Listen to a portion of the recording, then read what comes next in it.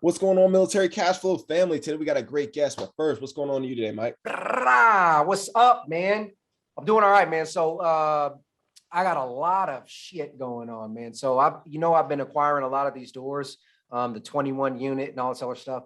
And even this 8 unit that's finally on the Airbnb, everything, all the numbers we ran were all wrong, right? So I don't know if I shared this with you yet, but on our 8 unit, we had a renovation budget of roughly about $120,000. It ended up coming out closer to like $210,000, which really, really skewed us because when they came back for the appraisal, we underwrote it thinking that the appraiser was going to use the income approach.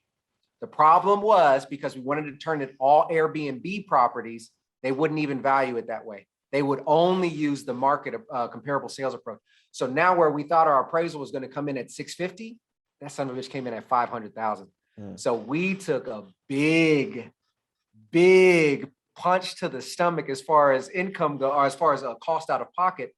But then turned around and the 21 unit, same thing. All the units, the renovation cost basically doubled. We were thinking about $7,000 a unit. They're all around 15,000 because what's happening is as we're pulling the floor up, wood rot galore on all the subfloor. So now we basically have to just demolish unit by unit. And we're going through the refinance of that one. So we're hoping when we first got it valued, the valuation came in roughly about $1 million. And we only paid $430,000. Our renovation budget basically doubled. So now we're all in right at about $650,000. We're praying that the appraisal at least stays the same. Give us the $1 million, goddamn, so we can get the money back out, man. It's hurting. But besides that, man, I'm living life. Even on the 8 unit though. Even on the 8 unit though, it seems like, if it appraised at 500 and you guys have 280 or something like that into it, you can still take out 70%, still get all your money back, right? Well, no, the 280 was just the renovation costs. Oh, not even the purchase price. So we're over the appraisal value as far as total project. Or we're right at about the appraisal. So we've sunk roughly I don't have the number, but roughly $150,000 that's stuck in that property, which is, in the grand scheme of things, that's not a problem if we had projected it. That was a surprise 150 stuck in there. So now it's like, shit, we have the 21 unit that's coming up due too. So, but if you let it, I imagine if you let it perform for a year, right, and then you can go get it reappraised, right, and then they have actual factual numbers to kind of base it off of, then I'm assuming that reappraisal will come back a little higher. We're banking on it, but right now because it's a short-term rental, the whole thing, that 1 year of history. It's got to get 2 years. It's still got to be a 2-year thing as of now. Hopefully in 12 months it may change, but hell, even in a year, if we could just get our damn money back, like, you know what I mean? That'll be fine. And then we'll just let it roll. Okay. But you know how it is, man. You got to love real estate. Every time you think things are going good, something just punches you in the jaw. Hey, man. What about you, man? As you know, man, you're still helping me through this refi so far, you guys, man. I'm pulling out 6 figures, dude, on a refi. I had this 4 units for since the end of 2017, like really 2018. And I'm taking out like what do we say, 105. So I'm pretty excited about that, guys. We got to close maybe a couple more weeks, and then we'll sign the dotted line and take that money out, and then still be able to cash flow, which is absolutely phenomenal. So I say that to say, if you're looking for a lender, I'm gonna keep posting my guy Mike out here, man. He's out here doing it, dude. So taking some money out. I'm really, really excited about that. I wasn't expecting to get, I know your appraisal went bad, but look, I had a good appraisal, dude. Yeah. It happens, man. Yeah, it's the one thing that's out of our control, bro. Is the damn appraisals. The crazy thing is on the front end, the appraisal was trash, bro. Like absolute trash. And I did a video on it. So if you go back and look at like one of the older videos, I think it's like how I cash flow $12,000 or something like that, $12,000 a year, some crap like that.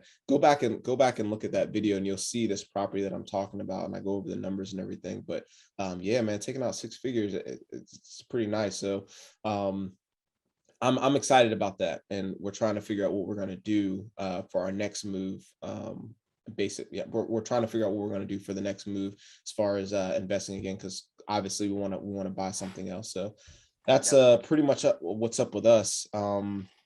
Today's guest, right? She's talking about refinancing and talking about selling and getting a lot of equity out of your unit, right?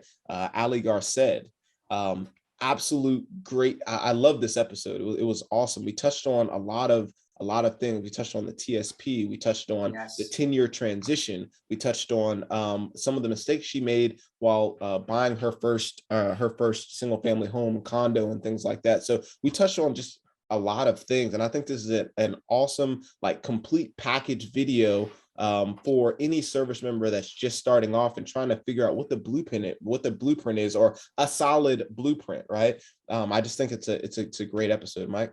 Yeah. And one of my favorite parts is how she talked about how her parents influenced her. Now, again, for those who follow us, Dan has kids. I don't have any kids yet, but it's always in my mind thinking, how can I impact my kids, or what did my parents do to impact me? And she just talks about how the conversations that she had with her mom and her dad, or the little things that they did as a child, greatly influenced her. And I just think that part is so impactful, not to mention everything else that Dan said. So, and obviously you guys are going to love her energy, and we're probably going to have her back on to talk specifically about the TSP, because it is so powerful how she's used it as well. But without further ado, let's get to it.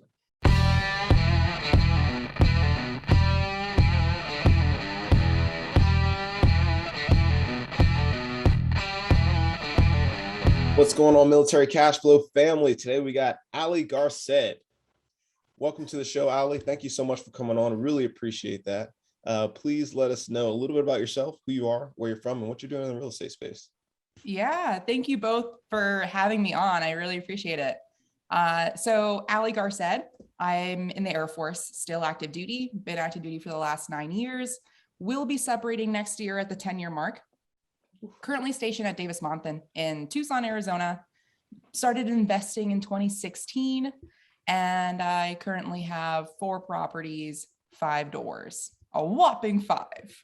Hey man, hey, that's nothing to, like, scoff at. I mean, just having the opportunity to have more than one, or even sometimes like just one in general, that's a huge thing, man. I wouldn't scoff at that at all. That's awesome, especially while you're doing an active duty as well. So that was going to be my point there. Yeah, 5 doors and essentially 5 years, right? Give or take. Yeah. And so, I purposely didn't go all in. I do have I don't have all my eggs in one basket. I fear that. So I started out investing actually in the TSP, and then stocks. And then that led to, me being able to pull from my stocks to go into real estate. that's excellent, man. I got a bunch of questions when it comes to that. So do I. Yeah. Type them up. But let's first start off at the beginning. Little Ali, right? Where did your kind of, like, I guess, journey with money, real estate, like all the financial awareness begin at? Yeah, so that would start at little Ali. I was probably like 7. My parents both are very financially savvy, so I've been very, very fortunate to have them as parents. Grew up playing Cashflow for Kids. They got us like Robert Kiyosaki's Rich Kid, Poor Kid, which is a book. So like got us started early. And so I always had it in the back of my mind. Then fast forward to let's say 2008, I'm in college, and obviously 2008 with the real estate market, both of my parents being in real estate, they struggled to pay for college because that was their thing. Like immigrant parents, they're like, we are paying for your college. We only want you to succeed in school. That was it. So huge blessing. I joined the Air Force because they were struggling. And so when I joined the Air Force, I met my friend Matt Gerald, and he helped me out with stocks because I grew up with real estate investment side, heavy for my parents. And I joined the Air Force. I'm in Enid, Oklahoma in pilot training. Not a pilot now. I washed out. But he was like, hey, like, have you started your TSP? And I was like, what the hell is a TSP? And he told me all about it. So I started with the TSP, and I started also like a Roth IRA and just a general brokerage account. So glad that I did, because I hadn't had that exposure. I've only had exposure to real estate growing up. So he helped me out with that. And eventually, that ended up funding real estate stuff. I didn't purchase my first property until 2016 VA loan. So let's talk about your parents a little bit, because I think this is pretty interesting. You said that they're immigrant parents. So tell me a little bit about where they came from, what's their background. And you mentioned that they were in real estate. Was that their side hustle, or was that their everyday job? What did that look like? Yeah. So my mom is from Peru. She came to the States when she was in her 20s. And then she married my dad. I'm from White Plains, New York. My dad had, different jobs all around, but ever since my memory formed, he's been in real estate full time. So he's been, he mainly focuses on commercial, and he works full time as a real estate agent. He's from Puerto Rico. Born in Puerto Rico, came, at a young age. And so my dad would work for essentially the cash flow, and my mom would work for the benefits. So like health benefits for the family. So in New York, being a little bit of a more dangerous state, she's a crossing guard, or she was a crossing guard. She recently retired. I know that in other states it's volunteer based, but in New York, they'll pay you for that. So she worked for the benefits for the family. My dad worked for the cash flow, and together it was a pretty good mix. Yo, I love that like mix there, man. I like that. Was that deliberate, or did they like deliberately do that? That's awesome. It was man. deliberate. Yeah. And I mean, honestly, working as a crossing guard in New York, you don't make a lot. So then she would additionally on the side, she would clean houses. Yeah, I see that often with people like having a full-time job and then joining the reserves, right? Just for the reserves for the benefits, and then also, keeping their full-time job. It could be, it may or may not be volatile, but at the end of the day, they have the benefits that they need to take care of themselves and their families. Absolutely. Yeah, I love the fact that your parents were savvy enough to not only do their own hustle and communicate with each other to figure out what's best for them, but also introduce you to cash flow game for kids and rich dad, poor kids. Where in the hell did they come across that? Did they ever tell you the background between that when they introduced you to it? Or was it just like, hey, this is what the family's doing? So I don't remember a specific conversation, but it was growing up, little pieces at a time that put the whole puzzle together. Right. So like growing up, seeing my dad, on the kitchen table, chilling, reading the newspaper as like all of us are stressing to go to work.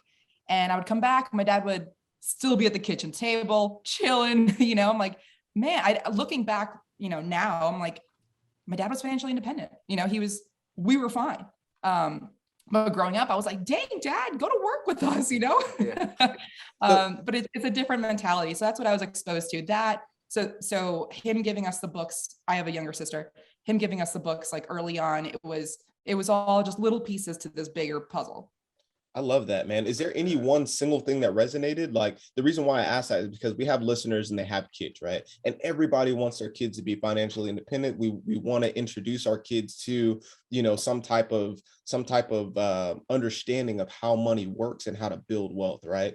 So obviously it's worked for you. You're already on your real estate journey, right? So was there anything specific or any like one key thing that or consistent thing that your parents did that was like, all right, that kind of helped me understand or help me, build wealth? Because it seems like your parents had a massive influence on your understanding of how to build wealth, right? So talk to us, being the kid, right? Because I talk to my kid about money, and my kid's only 7 years old, right? But oddly enough, my eldest actually enjoys how to make money, but my youngest, no, he's not about it at all. But he's only 5, so it's like, exactly, he literally goes to sleep. So talk to us about, I'm selfishly asking, me as a parent, right? Yeah. At those younger ages, what are some of the things that maybe resonated with you, or key consistent things that kind of helped you understand that? Yeah. So I would say giving them a little bit of ownership over their own bank account, right? So growing up, I was paid to read books, which is probably why I love reading so much. So at the time I was paid, I don't know, growing up like 10 cents, then I graduated to 25 cents a book. Then as I'm getting older, the books are getting bigger. So I negotiated, because my dad's thing is everything in life is negotiable. Everything in life is negotiable. So then I started getting paid $1 per book, and he caught on. He realized I was just speed reading, be like, okay, I'm done with this book, next. He was like, no, now you need to like tell me what you learned. So it wasn't just integrity based, like, oh yeah, I read this book and this book. But regurgitating it back to him. And this is books, not financial. Like this was all fiction. It was just getting me to enjoy reading. Now all I read is personal finance and real estate. But back then, it was only fiction. So just, I would say that. So I would say start with that along with, so I would get, $1.25 for every book, and I would have like a literal envelope of whatever I wanted to save it for. Excuse me. So when it came time, like I saved up enough for, what was I saving for back in the day? I was saving for college. Literally at the age, maybe I'm just a freaking nerd. I was like 10. But I also saved up for like the first iPhone. I was 16 at that time. But honestly, let it, like, even if it's a BS thing, like they want to save up for Pokemon cards, like I'm trying to think of like back in the day, even if they save for something that is a waste, let them do it. Let them like lose their money on Pokemon cards because they'll realize the value of that. And like, that is their bank account. So give them like, I don't know, like I realized like saving was not going to be enough at a very early age. Cause I'm like, man, I'm gonna have to read a lot of books to make a dent in anything, So I would say, and then that coupled with conversations as far as which I'm sure you're already doing, ownership. Hey, what are the consequences if you were to purchase this, as opposed to saving a little bit more and purchasing that? I love that, because that's literally exactly where I am right now with what you just talked about, letting them own their own money and then having the envelope, saving, all that, those little small deliberate actions that I know they don't pick up on right now. But I'm hoping, in like 15 years or something like that, I'm going to have me a nice, an alley on my hand with 5 units. You know what I mean? So that's, it's so awesome. funny because I don't have any kids. And, one of my biggest fears about having kids is being able to impact them in that way, right? That both of you guys are talking about. And another guy that I spoke to, because he has financially savvy kids that are in their 20s. And he said he would do something very similar. He would give them money, but then he would say, hey, look, if I gave you $1, 10 cents has to go to savings. 10 cents has to be given away, right? And then he would break it down a little bit further. But I thought that was pretty interesting. But I love hearing that because it's, I'm sure when they were in the moment, they were just trying to teach you lessons. And I don't even know if they understood the impact that it would have on you, this far into the future. But I just love hearing stories about that. Yeah. Another thing, actually, I remember like vividly, my dad sitting at the kitchen table, calling internet companies or phone companies, like service providers, and negotiating the bill. Granted, I'm at least from what I would hear on my like 10-year-old brain, it seemed like something would be wrong with the bill. So him keeping track of like, hey, what am I being charged? Is this actually accurate? A lot of the fine print not being released until you get the bill. But I remember just like hearing the other side of it, like not just seeing a bill and automatically paying for it, like arguing it. I don't want to say arguing it like, I want my bill to be 50% less, but like right. With good reason, like keeping track of everything, like knowing what's coming in, knowing what's going out, and hearing my dad, always be on the phone, and then therefore getting bills reduced. I mean, it works. Everything in life is negotiable. That's something that I think is a lost art form with our generation, to include myself, like keeping track of all of those details like they did in the day, like we saw our parents and whoever else do. And I'm sure that's helped you in your real estate career. But before we go, let's back it up a little bit. How did that, I'm sure it played another big part, help you in your military career? So when you joined the military, you only did it to pay for college. You never had really intentions of doing 20 years, right? Correct. Okay, so talk us through that. Your thought process was, boom, get into the military, pay for college, make my parents happy there, and then what? What was your thoughts at that time? Yeah. So when I was in college, again, saw my parents struggle a little bit. It was 2008. I'm the first of 2 to go to college. So my sister didn't really have a choice as far as where she went to college. Luckily she's smarter. She got full rides, but, So here I am making the decision to join the military. I know nothing about the military. I don't have family in the military. I've never seen anybody in uniform. Like, I'm from Westchester County, White Plains, New York, downstate. No one joins the military. So if you join the military, you're going to go die in Afghanistan. That's just like what the mentality was. And so here I am, like, okay, you know what? I'm gonna join the military because I want to help my parents pay for college. I'll do my 4 years. My dream job growing up was to work for the FBI. I was like, I'll do my 4 years, which then turned to 10 years because I originally had a pilot slot, and that's a 10 to 12-year commitment. I'll do that, and then I'll get out, and then I'll join the FBI. Fast forward, pilot training didn't work. I ended up joining the Office of Special Investigations, OSI, and the Air Force's version of NCIS. And I was like, well, even better of a segue to go into the FBI later. But things changed, goals changed, dreams changed. So I got the ROTC scholarship when I was in school. That didn't pay for all of it, but it paid for majority. And on top of that, I was an RA. So I had room and board provided. And on top of that, I had a job. So it was like, I just did as much as I could while also getting A's in college, knowing that I wouldn't do the full 20. I didn't tell people, in the military that outwardly until now that I've made the decision to leave. And yeah, knowing, like, doing as much as I could to plan for my future self.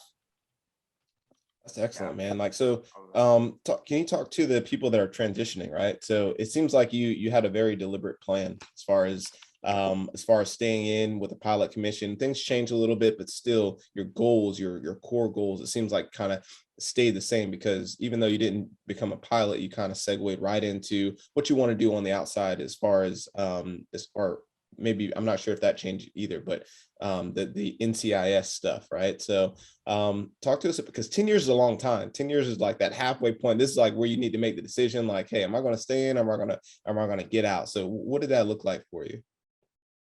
Yeah. Or where was your mind at? Okay. Yeah. So it kind of was, I was thinking about this the other day, like whether there was one specific moment where I was like, you know what, I'm getting out. But I really can't think of one specific moment. It was just a plethora, just everything combined. Just little tiny moments after tiny moments that just added up to the point where when you want to leave mentally, whether it was one specific moment or not. But so luckily I had started investing in the TSP and, Vanguard and other brokerage accounts early on. Started at like 1 year after I joined the military. So I joined 2012, I started 2013. And just and I really thank my friend Matt so much for being able to like lead me, literally grab my computer for me and say, do you trust me? Okay, let's do this. This is what you're going to be investing in. Done. And I just dumped everything in there. Not at that point, there wasn't really a focus. That money didn't have an end goal. But luckily looking back now, again, my dreams have changed. I don't want to work for the FBI. I don't want to continue with federal service, period. So I'm going to be doing, full-time real estate agent and full-time real estate investor when I get out in a year. So yeah, things change. And luckily I was able to prepare myself beforehand for the last couple of years. Yeah. So it wasn't, for me, it wasn't a specific moment. It was just, when you're done. And yes, 10 years is a long time. Everyone says, oh, you're halfway through. That's halfway. That's still another 10 years. And not only that, so I was talking to my dad about this, right? My dad originally they were like, why did you join the military? We don't get it. Like, we get that you wanted to pay, like, help us pay for your college. Thank you. They thanked me, a lot, but at the beginning they weren't really okay with it. Cause again, we're from New York. But now they see the security that it comes with, the possible pension and all the health benefits. And they're like, why are you leaving? Yeah. Yeah. And I was like, well, so my dad was like, I told my dad that I want to become a full-time real estate agent. And he was like, you're going to be gone every weekend. Like, if you have kids, that's every weekend you're going to be showing houses instead. And I was like, well, otherwise, if I stayed with the military 10 more years, that's 3 years deployed. Like, that's 3 years, not even in the same hemisphere. Mm-hmm. that's kind of, and that's a no-brainer for me. So he was like, oh yeah, I didn't think about that. So yeah, I mean, you just know. So as far as transitioning, like I'll be doing the Skill Bridge program, which I know that you guys have spoken about in the past on this podcast. Super helpful. It's been verbally approved so far. So far, so good. But yeah, I'm excited. Yo, that's awesome, dude. I'm Yeah, super happy for you. absolutely. And I think it's extremely important that everybody understands that, you know, a decision that you made early in your career sets you up for success during the transition. A lot of veterans or a lot of service members will say, hey, I'm going to transition next year. What do I do? And they've waited now 10 years, 15 years. And it's like, shit, we don't even have a foundation. We don't even have a platform now for you to take that next step. So I have to commend you on that. And I really want to start to dive in on the TSP because we don't talk about it enough, or at least to the depth that we would like to here. So service announcement. All right, let's talk about the Thrift Savings Plan. Can you please give us a little bit of understanding about just what it is and how you've used it over the years? And I know Dan has a ton of questions that we're about to dig into as well. Okay. Yeah, nice. So TSP, it's a retirement account. You can either do where the money is taxed up front and then never taxed again, or you can put the money in now untaxed and then get it taxed when you pull it out. I chose the first one, which is a Roth. So the money is taxed now, but it will never be taxed again. When I pull it out, it's able to grow, compound, and I don't have to, I have that full amount when I pull it out. So Roth TSP, this is just what's been working for me. I don't advise this to anybody else, but I have a mixture of the CS and I fund. So I think I should have pulled this up. I think I have 40, 40, 20, 40% C fund, 40% S fund, 20% I fund. And the return over the last year has been 44%. Like, I'm not getting that with real estate. So with people saying, I'm going to take money out of my TSP to invest in real estate, I'm like, man, that better be a return of over 45%, because that's why I love just not putting all my eggs in one basket. So a lot of people get stuck at the TSP portion where they go into, at least in the Air Force, like mypay.us, .af.mil. And then they put money in there, but they don't do the second part, which is going on tsp.gov. There is a part 2, and that is the most important part. tsp.gov, make an account, and that's where you switch the allocations. Otherwise, it'll either be sitting in the G fund if you're a little bit older, or if you're newer in the service, it'll go into the Lifecycle Fund, which is better. It's a lot better, but you can get better returns. Yeah, that was going to be my question. So it seems like you're diversified within the TSP itself, right? The CSNI. I was going to ask, why didn't you just do the Lifecycle Fund? When I joined, I don't think that there was a Lifecycle Fund available. Okay. I joined in 2012. So, but again, so I will say my buddy Matt that took my computer, he was like, hey, there is a second step.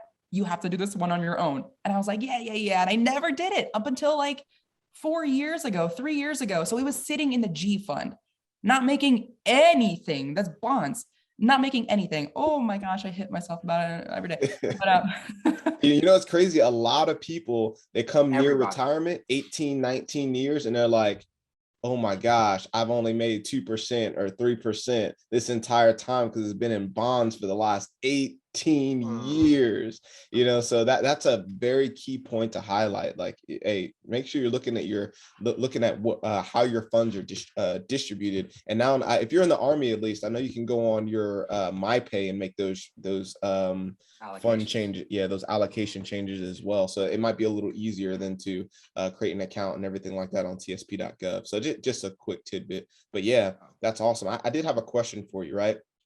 So did you actually take out any money from your TSP to get started into your first home? No. Okay. All right. No. Got it. I use my TSP as, a retirement account. Like, that's money mentally where I'm not going to touch on until I'm 59 and a half. Only if I had a very rainy day would I take the TSP loan out. But no, I'm making 44%. I'm not going to, that's my baby. That beats real estate for me. And I love real estate. 44%. So no. Yeah, Huh? I've heard That 44%. Yeah, that's I've heard those insane. astronomical percentages over the last, like, I guess like about 2, 3 years. Like people were saying, oh yeah, 35%, 36%, 40%. I mean, that's wild to me. That is Yeah. crazy. No, So, yeah. But so you asked about the Lifecycle Fund. Had I joined later where the Lifecycle Fund was available, Lifecycle Fund is good. I think it automatically puts you into one fund, right? I think it's in segments of 5 years. I think it incorporates bonds too quick. So if you're going to stick with the Lifecycle Fund and want to be one and done, I would do a Lifecycle Fund that's like 10, 15 years out. That's just my personal opinion. no, I hear that Yes, often too. yeah. This for anybody who's not tracking this conversation, maybe just because bonds, stocks, mutual fund concepts are just kind of outside your realm. I highly encourage all of you to go to tsp.gov and do the research there, because the things that Ali is talking about, the C fund, the S fund, there's a rhyme and a reason behind it. They're tracking certain index funds that you can then go out and see how they're performing in the real world. The beautiful thing about the TSP guys is that the management fee is astronomically low. It is one of the lowest fees out there. And again, if you guys don't understand that concept, please do your research, because this is something that can be just instrumental in your success down the road as far as financial security and your retirement age. And I just wanted to kind of back up a little bit to talk about how you explain the difference between traditional and Roth. That was beautifully stated. I don't even think I could have explained it that well. So again, all of this stuff has a lot of implications. Now, this is going to be a question kind of for the both of you here. Why? Because Dan's a finance officer and Ali has this experience. I don't mean to put y'all on the spot, but Ali, you went to your buddy Matt, all right, and he was able to explain this to you. Have you had any success going to a finance department in the military and having them explain it to you? And then flip coin after that, Dan, do you guys get any training on how to explain this in the finance field to soldiers? So I'll let Ali take it first. If there is that opportunity available, I don't know about it. For finance officers to teach about investing, ooh, that's I think that'd be a lot of liability potentially. But if there is, that's great. I would say go. But honestly, like you mentioned earlier, tsp.gov has videos, and it's like simple videos. It is not hard. So I don't know of anything related to that. I've never been to finance. Yeah, Ali's 100% right. So we do not, even as a finance officer, we don't do anything with personal finance, right? There's no classes that we get taught to teach other soldiers. I've done that several times, just taught some real estate related classes to my soldiers just for better understanding. We've had several soldiers on the podcast that, that bought their first, multifamily homes because of some of the classes that I've given, but I've not, we do not have any kind of training with personal finance, not just as a finance officer, but really just in the Army. And you guys know this, Right. like just in general, right? So we did get to, I guess, teach a class on the benefits of TSP when the blended retirement system came out. Right. That was the only opportunity. And even that was like, we just got handed a packet and we had the choice as a leader. At the time I was in command, so I could have either given the packet to soldiers or we could have kind of broke it down like, hey, these are some of the implications behind, doing one versus the other. We had all these types of graphs and a bunch of other YouTube videos. We kind of like kind of show the soldiers so they can have a better understanding outside of just, the packet, because, they hand you the packet and sometimes that just doesn't really do it justice, right? Yeah. So Connect.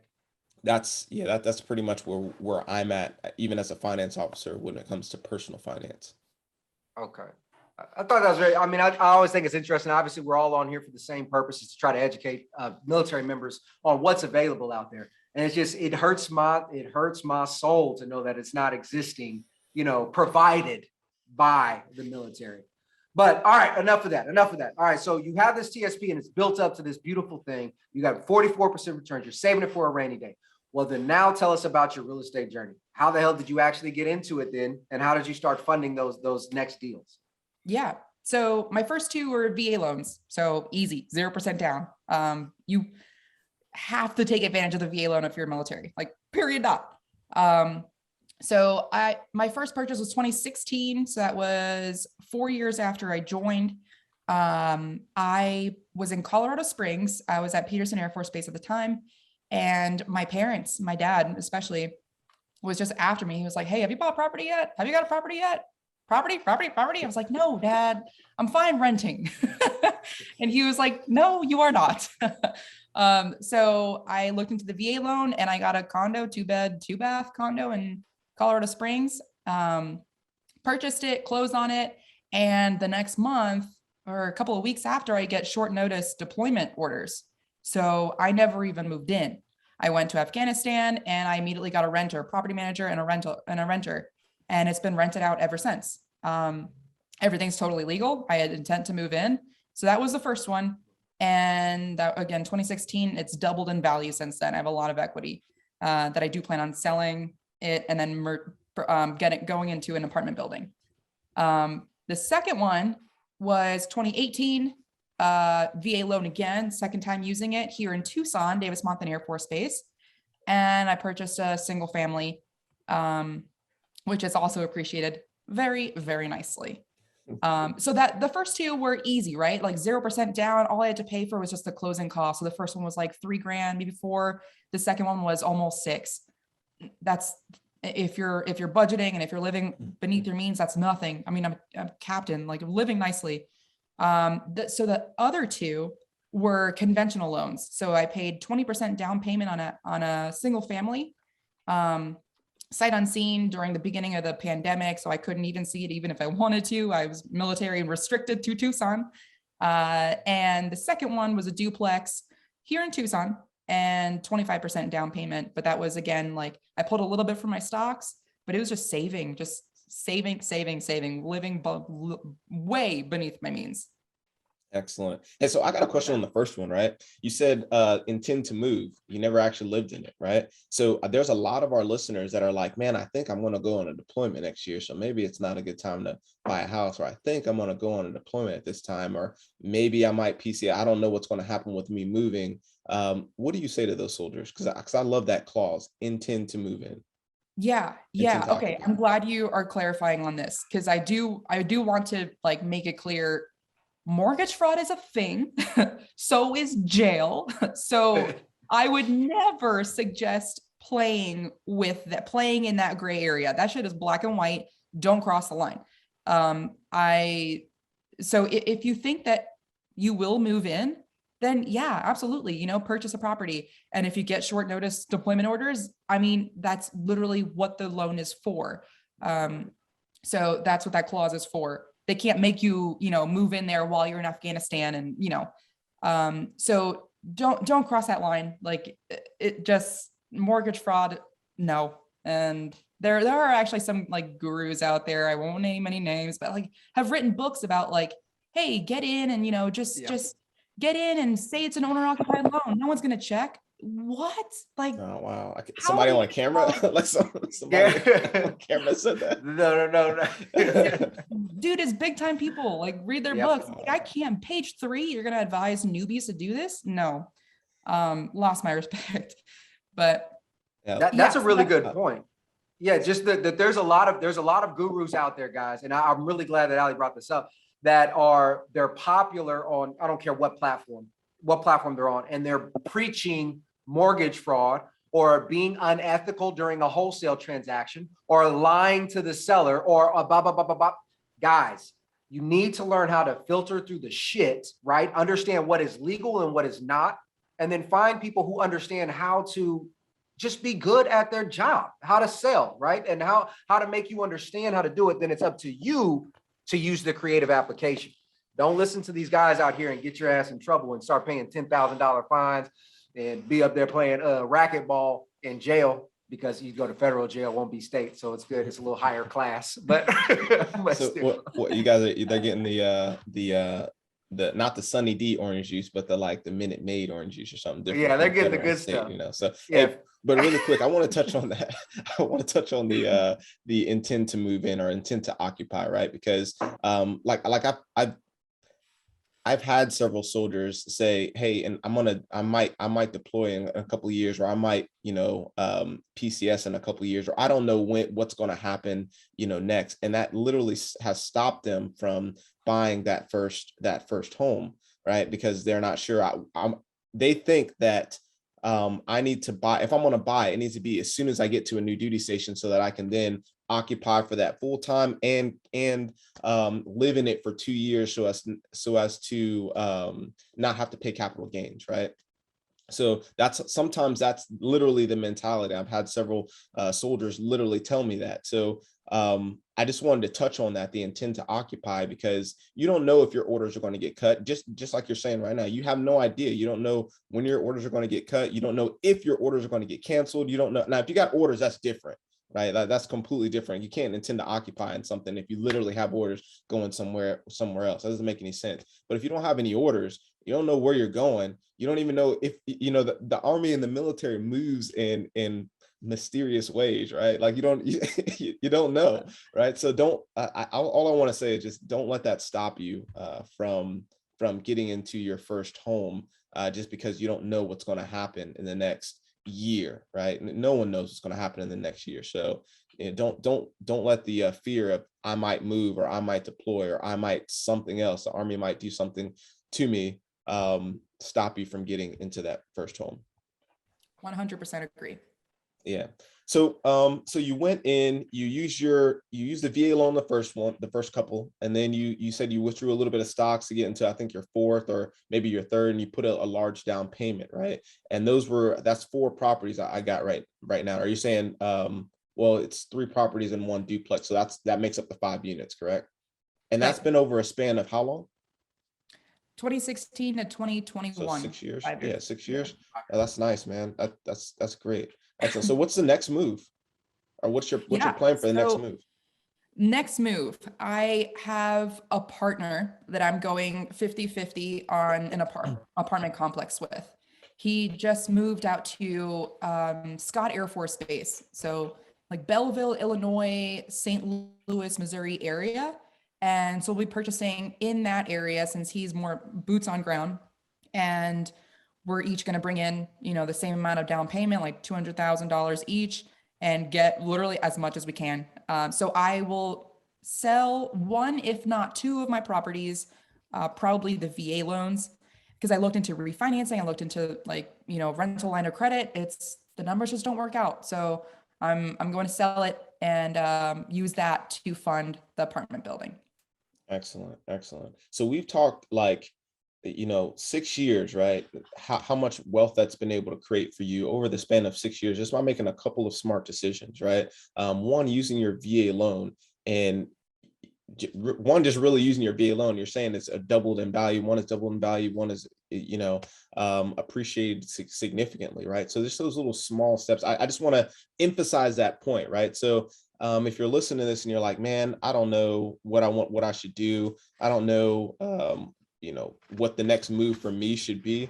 Use Ali as an example. I mean, you can use that as an example. I think this is a great way to grow wealth over a somewhat short period of time. We're talking about 6 years here, right? And now you're already investing into the apartment complex. Where am I going to get my money to fund this apartment complex? Well, 6 years ago, luckily I made this great decision, to buy my first home. Well, that's appreciated in value enough to give me the capital that I need to then make the moves that I want to, later in life, which I don't know. I just think that's a phenomenal move. Yeah. And I would like to say my first purchase in 2016, the condo I purchased for 150, Colorado Springs has been amazing. So now it's worth 300. And I will say that one was not cash flowing. I mean, it was barely. Yeah. So yeah. So I didn't run the numbers at the time. I just purchased a property, honestly, to get my parents off my back. So I purchased a condo and it would even out. Like I would get a little bit of cash flow here and there. And then every 2 years there's a snowstorm and I have to pay for it. And it just washes. It's a wash.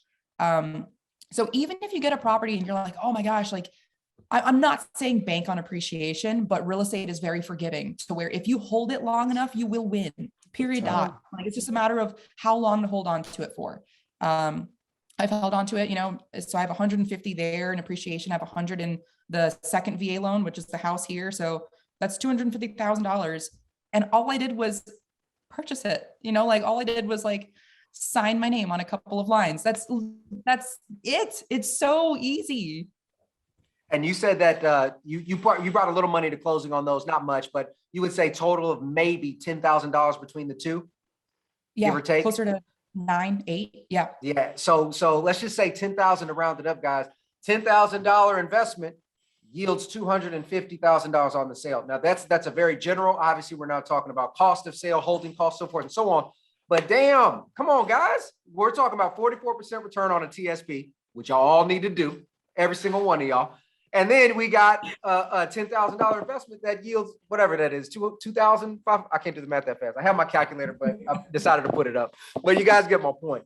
And this is the power of just being able to be aware, to just be aware where your money's going and to have a purpose and intent with your money, because nothing you've done is so, outside of the norm. Like, hey, I had to rob a country. No, it's just sign your name on a piece of paper, put a little bit of money here, be savvy with where I put my money, and bam, $250,000 later. Just right? one 5 years. And then one thing I just want to touch on really quick, because, Ali is a great saver and Ali is making a good living, right? So if you are a young soldier and you're like, hey, I'm going to get into this first home, and I might not be, just run the numbers, right? Because I want to make sure, like a younger soldier, if you don't have the reserve sitting on the side to handle that, just like Ali said, right? I had to hit a snowstorm, and then that's like, I don't know how much it is. Let's say it's $2,000. If you don't have the reserves to cover that, and then you're not cash flowing as well, that could hurt your financial position. So just understand like how you're doing this, understand your financial position as you go and buy these properties. So just make sure, if you want to have it as an appreciation play and you want to use time to be your friend, make sure you have the reserves to make it through that full time, if that makes sense. So yeah, I got a question for you, Ali. So when that happened, so this was your first house, you did it to please your parents, right? And then all of a sudden you're like, I'm not making any money. Boom, snowstorm, $5,000, right? What went through your mind at that time? Because this happens like throughout the entire investing career, but that was your first time that you experienced. What were you thinking? Yeah, I was frustrated. Okay, so first it wasn't $5,000. I forget how much. It was like $1,000, right? Yeah. So because I had to pay, because I had the high deductible insurance, and I had to, call my insurance had to get involved. It was frustrating because, of course, it's winter. I already hate being cold. I'm already like in the cold there too. And I'm like, Dad, I call my dad. I'm like, I don't know if I like real estate. With my stocks, I don't have to think about it. You set it and forget it. With real estate, it's my property manager being like, hey, another broken window because another hailstorm came around. You got to like call the vendors and get quotes and all this stuff. And I was like, I don't know if I like this. And again, I'm a step removed because I'm not the manager. I just have a manager telling me what's going on. But I was like, this wipes out the last year or like 14 months of profits. And my dad was just like real estate is the long game. Why? Like, don't rush things. You're not in here for cash flow every single month. Are you depending on that property for money? And I was like, no. He's like, so hold it, like, just hold it. And I was like, I don't know, but I held it. Luckily I listened to, both of their advice, my mom and my dad, and it's worked out. So again, like you have to know where you're at in life, right? Like if you're struggling to pay, if you're a credit card debt, then shit, you need to get rid of that before you even start anything. Yep. But if you are in a good position and you have a good amount of reserves, because I had reserves, right? But it still hurts taking out $1,000 for a hailstorm that's going to come back next year, and so it's frustrating, but at the end of the day, like, I know that I don't need that cash flow to survive. So it's okay. That one happened to be an appreciation play, as well as the one here in Tucson. Yeah, I think one of the things I like that you said the most is if you're in credit card debt or drowning in debt, handle that first. And people ask me this all the time. They say, hey, Mike, I got $10,000. Should I, whatever, put it into stocks or put it into whatever, or should I pay off the debt? And the way that it was explained to me that has stuck out in my mind is when we think about triaging a patient, we're talking all my military folks here, right? Somebody's bleeding and they're hemorrhaging, but they got something else going on. What do you do first? Do you stop the bleeding or do you give them an IV? You stop the bleeding, right? That's the debt. That's the money that continues to go out. You have to stop the debt first before you can put in the IV, which is then the cash flow. the investment. So I love that you said that. And that's just what resonates with me. Hey, I'm not a financial advisor. Y'all do whatever the hell you want. But it makes a lot of sense when you only have limited resources to get rid of what's hurting you the most. I love it. I like that understanding. You already knew what your strategy was. You knew like, all right, this is, or at least you had your dad to tell you what your strategy should be, right? So, but I love that. Like, as you go into these investments, understand your strategy, understand why you're buying it and what it's going to do for your future self, right? So Ali knows that, hey, I'm making a decent income. I'm putting money into stocks. This bad boy's giving me 40%, so I'm okay there. I don't have to cash flow on this. This can be an appreciation play.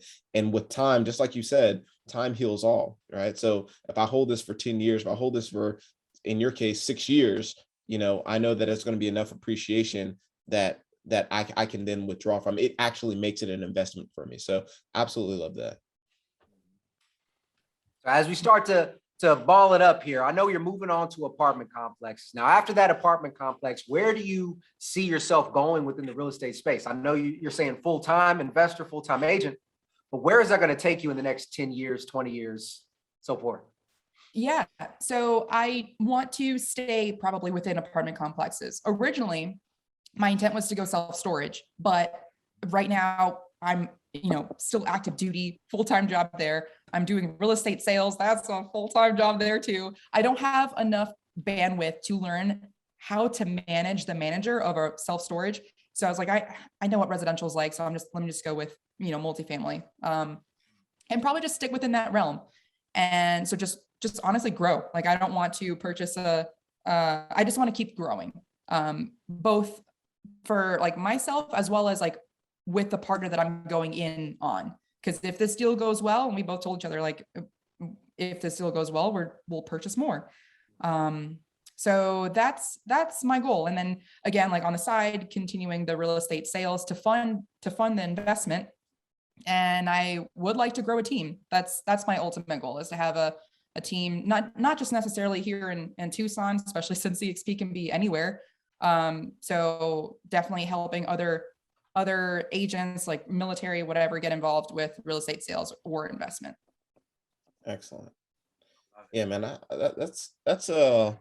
I like the transition, right? So, I mean, you started with stocks. I could have swore when you mentioned TSP from the jump, I thought you were going to say, I took some of my money out of TSP to then fund that first investment. But I like that you did what you like. I like that you did that. And I like that you explained that. Hey, I'm making 40% over here. Why? And I think a lot of people would do that. Like, hey, I got cash here, even though I'm making 40%, real estate is where it's at. Like real estate. Just, that's just how some people think. So, but you're looking at like, hey, where's the return? Am I going to get 40% on real estate? Probably not. It's gonna be hard on your first deal. So so I love that. And then we're going into single families, and now we're transitioning to the apartment complex. I got just one quick question before we start wrapping up. Why apartment complexes? Why not stick with what you have or what you're used to, right? Because I know a lot of people are kind of thinking of that. We're talking about transition to military. Well, what about transition between investing, right? So now you're switching strategies a little bit, going into something a little bit larger. Why? Yeah. Economies of scale. Really, that's it. One roof with more units underneath that one roof.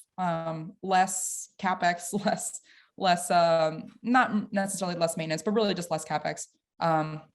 So we can get more cash flow. And so also because of that, I'm going for cash flow, right? Since I will be getting out of the military, I'm going to be losing that W-2, that cush salary. So, and now I need to focus on cash flow. And usually with that is investment, apartment buildings instead of ones and twosies, little houses here and there. That might be more so for appreciation, which I've been doing.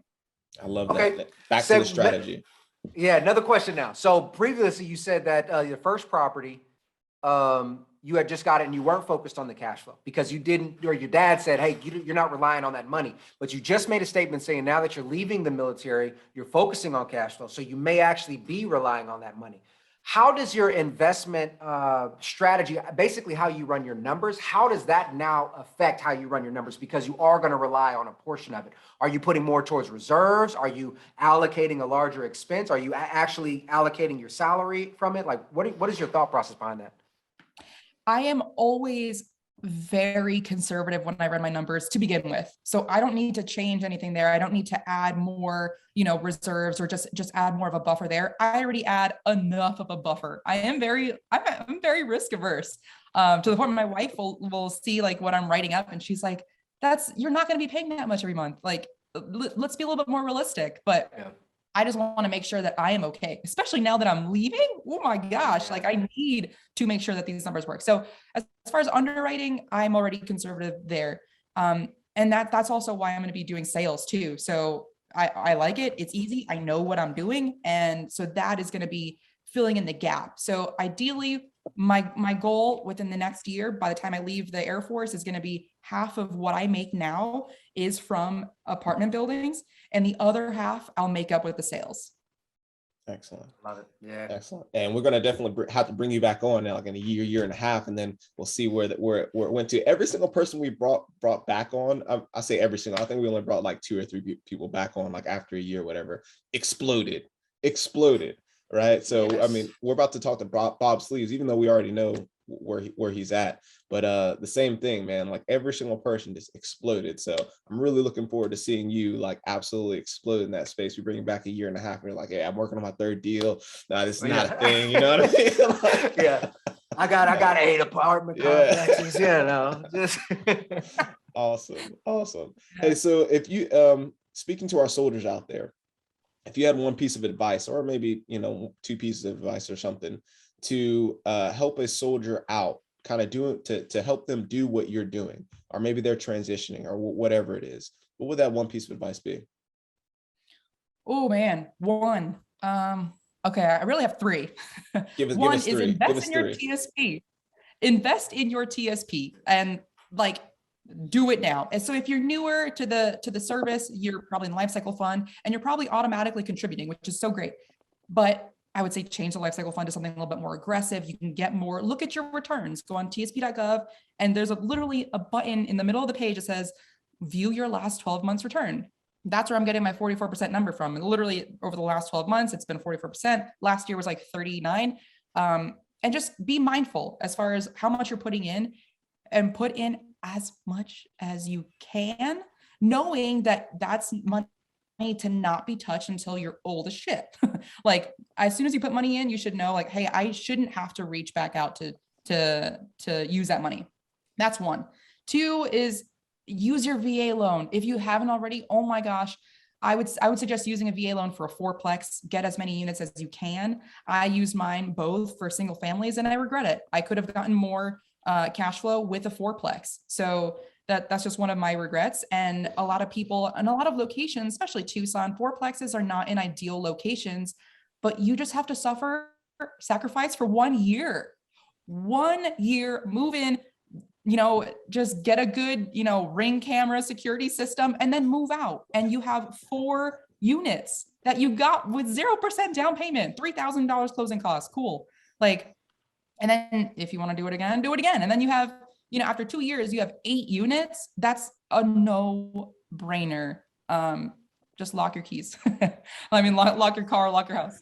And then number 3 would be continue to educate yourself. So listen to podcasts. If you're listening to this already, like you're doing well. Read books. But my biggest thing was don't let it stop there. Because when it clicked, when financial independence and like the FIRE movement clicked for me, 2018, I wanted to consume everything. I wanted to listen to every single Bigger Pockets, every single podcast, read every single book. And at the end of it, like they all say the same thing. Once you really understand it, it's just same message, different words, So I really had analysis by paralysis. So don't let that stop you. Get in touch with a real estate agent to get the ball moving. The real estate agent can put you in touch with a lender and just get that process going. You don't need a financial advisor. You don't. But you do need a real estate agent to help you on your investment journey. Reach out to me. Exactly. That's what I'm about to say. That's the plug right there. So right there, guys, those top 3, if you are serving right now in the military, those top 3 will put you on a trajectory that even you can't fathom. I promise you. The TSP is something that even I did it in the beginning, but I didn't understand it as well. Even if you invest in TSP and you have a different mindset than Ali and say, hey, I'm not holding this on 59, you can take a TSP loan. That's what I did. Now, mind you, I have some lessons learned from that, but nonetheless, at least you have a fund source now. All right. The VA loan, it's beautiful. I try to tell everybody. I just helped my little brother get his first quadplex. It's under contract, guys. He's doing this. He wanted to buy a single family. I said, hell no. Do what Ali says, right? Get the multifamily. And then the education, that right there is so huge, because I think so many people, all of us done it before. We absorb so much. And then like Ali said, it just becomes a broken record at a point. You have to act. I love that. Those are some great points. So now, all right, Ali, if everybody's looking, they want to talk to you about TSPs. They want you to represent them on a VA loan because you're a realtor, or they need help finding a realtor, or they want to become a realtor and join a badass team that you're trying to build. How do they get in contact with you? Yeah, the easiest way, honestly, and the simplest way is Instagram, Ali the Agent, and that's Ali spelled A-L-I. Ali the Agent, and I can help you, get you in touch with a real estate agent in your area, even if you're not in Tucson. It's super simple. So, and I am starting to grow my team already, which I'm super excited about. Actually, my second clients said that I influenced them in such a good way that the wife wants to become a real estate agent and join my team. And I was like, oh my gosh, amazing. So I already have like 2 assistants there. We'll figure out whether they want to go more sales or actually like admin route, but I'm super excited about that. So there are other options aside from the military that's the message I want to leave you with. Don't feel stuck to the pension. You can make money elsewhere. But yeah, if you have any questions about the TSP, or, I can walk you through it. I can literally like do a screen share with you, or real estate, Ali the Agent. It's on, she's on TikTok too. On TikTok too. Yeah,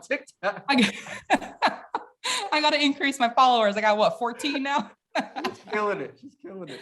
Hey, make sure you reach out to Ali for sure, especially if you're interested in the TSP. She just said she'd do a screen share with you. That's extremely valuable. And I really appreciate that you offering that to our audience, because that takes time. You might want to do it early, because she's about to explode, dude. Like, she's about to blow, and she's probably not going to have the time to do that, I'll create a course. Yeah, much longer. There you go.